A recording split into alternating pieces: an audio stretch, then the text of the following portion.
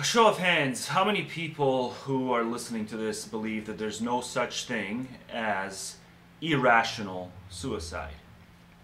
Now, culture at large will tell you that there's no such thing as rational suicide, though even the tide is turning slowly but surely when it comes to that.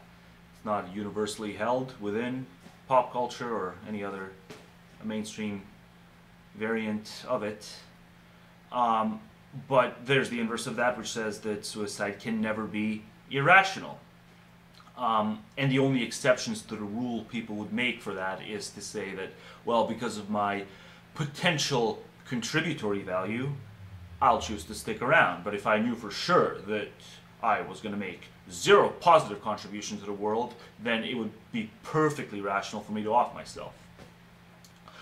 I don't know how prevalent that view is among my audience, so I don't even know if it's worth devoting a video to it.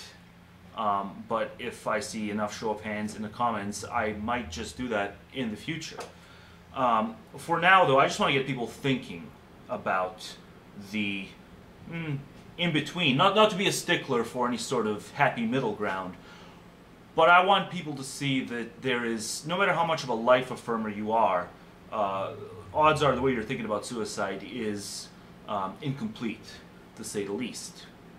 So just posit this and get back to me in the comment section. So say the flawless forecaster, or whatever we can call him, the prognosticator, who is flawless, who has a perfect track record for predicting the future. Supernatural powers, whatever, it doesn't matter. Just placate my theory here.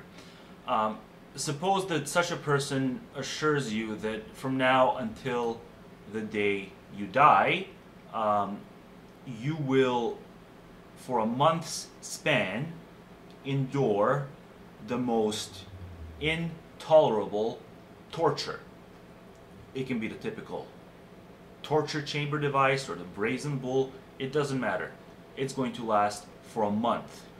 It's going to be just short of killing you. And it's going to be a certainty that this will happen.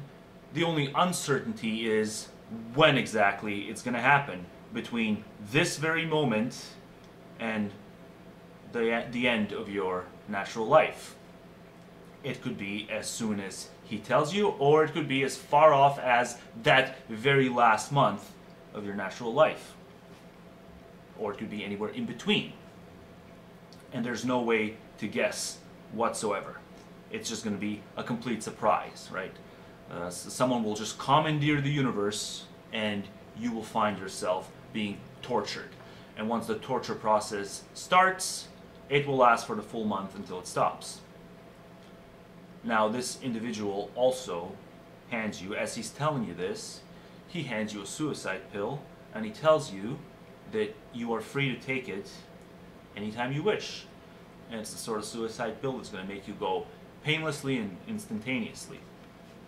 And it's just, I can't stress enough that it's important that this is the sort of prognosticator that you believe, and you have reason to believe. When do you take that suicide pill? As far as I'm concerned, if I cannot guarantee that the worst case scenario is not going to happen the very next second, I'm taking that suicide pill the very next second. So the worst case scenario here is a guarantee. It's a sure thing. The only uncertainty is when it will occur.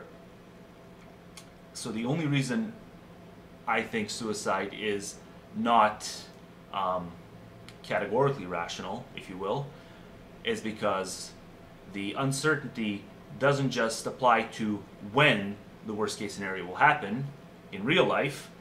There's also uncertainty as to whether a worst case scenario awaits any of us.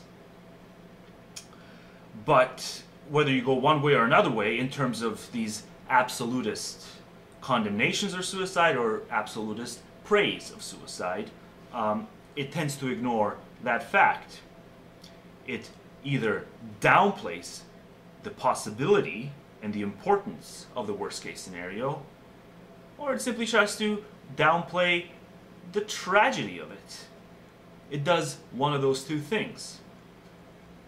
So the question of suicide is a question of the spectrum.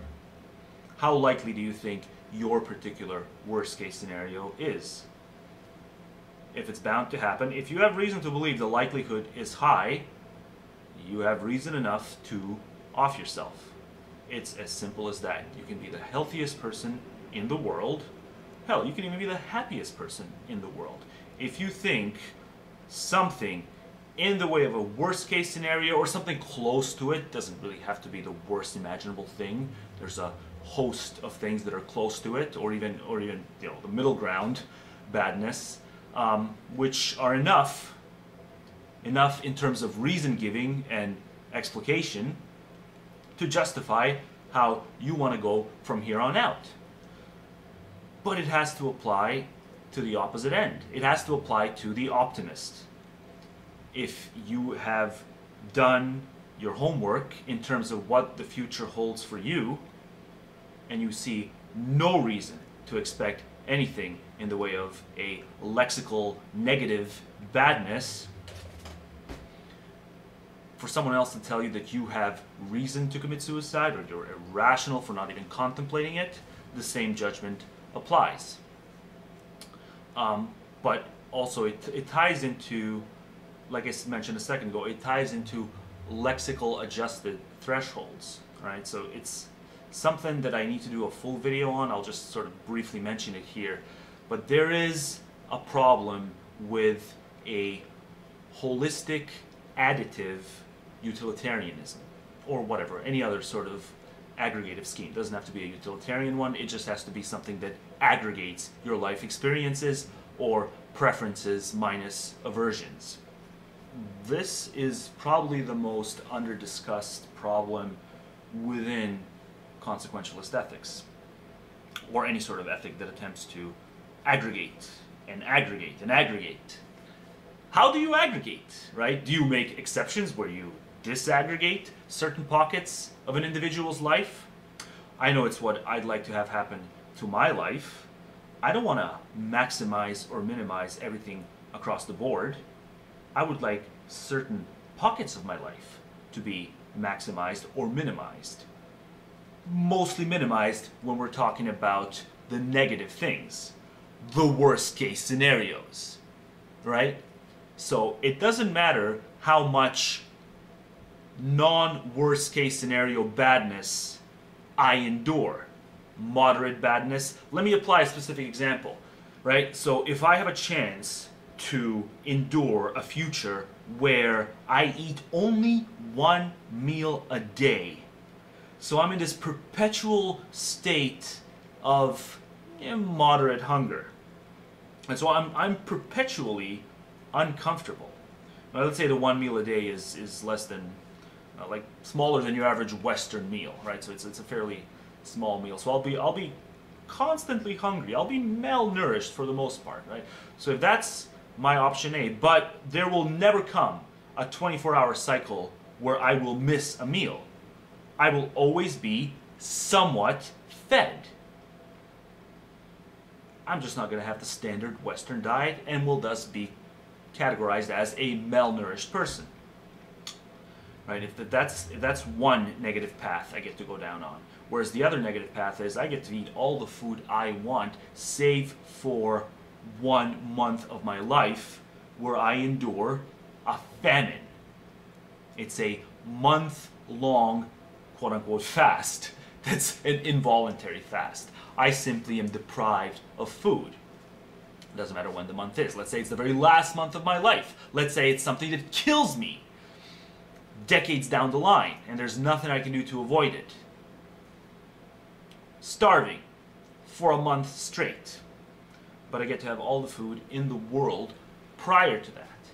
And you can apply the same sort of scenario to thirst, where I'm just sort of perpetually thirsty for the rest of my life. I don't get nearly the amount of quenching that I otherwise would like to have, but I am never severely hydrated for whatever it is, 5 days or however many days it takes for you to die of dehydration.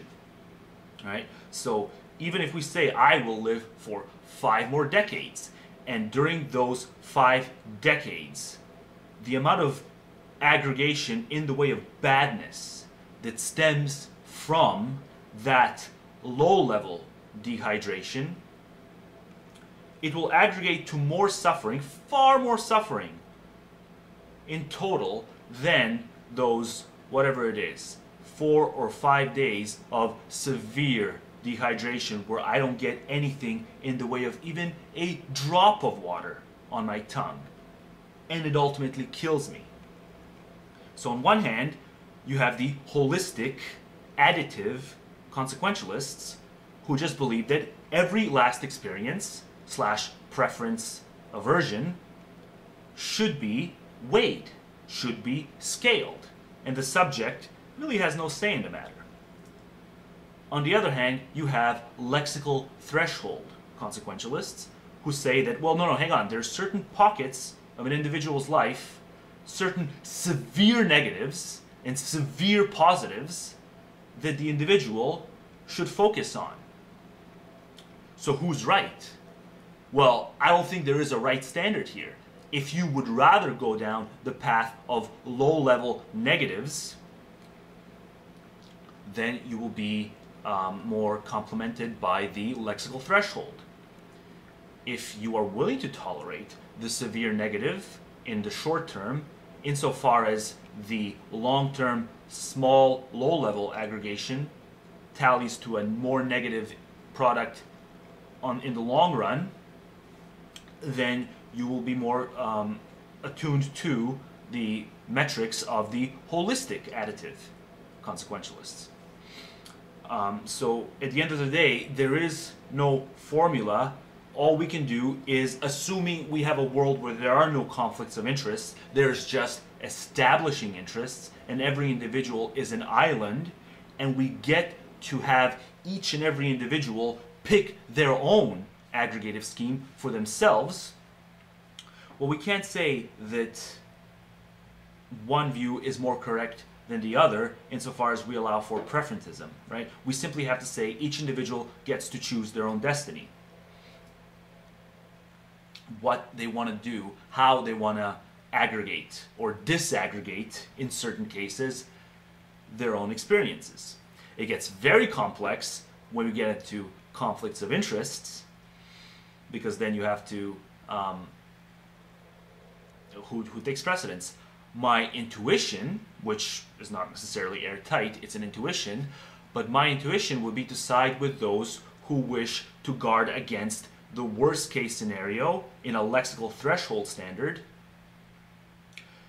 and against the interest of those who would rather guard against their sum total products over a long time horizon. So the lexical threshold view would win out against the holistic additive view if they have to clash. But insofar as they don't have to clash under ideal conditions, it's a free-for-all. Everyone should get to choose their own aggregative metric. And I guess when it comes to animals, animals can't choose any of these things because they can't even contemplate these things. So I would just impose my sensibilities onto the animals if I could, because I cannot make sense of anyone who would choose the holistic additive scheme, who would tolerate starving themselves in the name of avoiding that low-level hunger that's perpetual, that lasts for decades. It makes no sense to me. So I want to hear what the viewers have to say about that as well. And of course, you can do the same thing in terms of like preferences and aversions. So if you have an aversion to being humiliated, but it's a specific type of person you don't want to be humiliated in front of, all right? So humiliation adjusted for specific circumstances.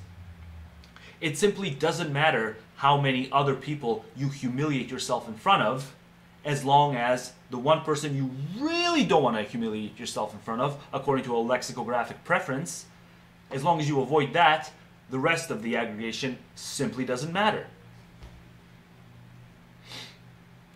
Whereas the holistic view would say that, well, no, it can be overridden. We're just going to shut up and aggregate across the board. And fuck your lexical threshold preference. It takes a back seat. Interesting stuff, I think, on the whole.